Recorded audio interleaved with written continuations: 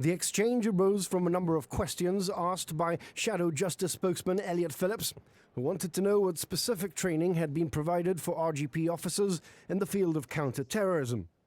The Chief Minister said he didn't believe it was in the interests of Gibraltar's security to reveal these details in public, but he would be happy to provide the information for Mr. Phillips behind the Speaker's chair. Mr. Picardo said it was disgraceful and irresponsible for the GST to have identified what they considered to be a vulnerability in frontier security and, in his words, published a manual for potential criminal activity.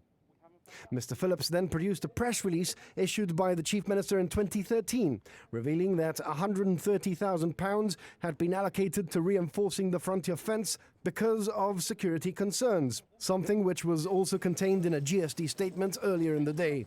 He said it was inconsistent for Picardo to criticize him for doing the same thing. Well, in 2013, he highlighted the significant danger to security. He doesn't even read his own press releases, Mr. Speaker. How does the Chief Minister reconcile his statement in December 2013, I'm happy to quote it to him, with what he is suggesting the opposition is doing now? In response, Mr. Picardo said expressing concern was one thing, and it was quite another to publish a photograph showing exactly where criminals could gain access illegally.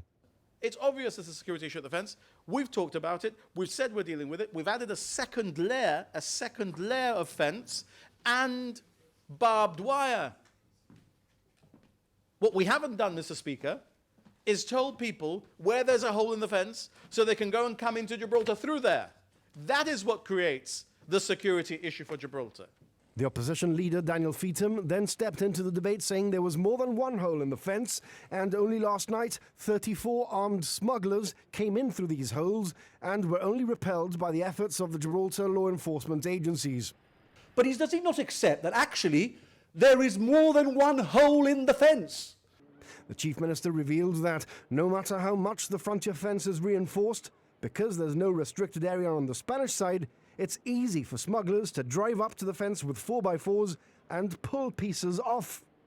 He said the fence was repaired every day, and every night new holes appear. He said the security at Gibraltar's border is something the government has to deal with on a daily basis.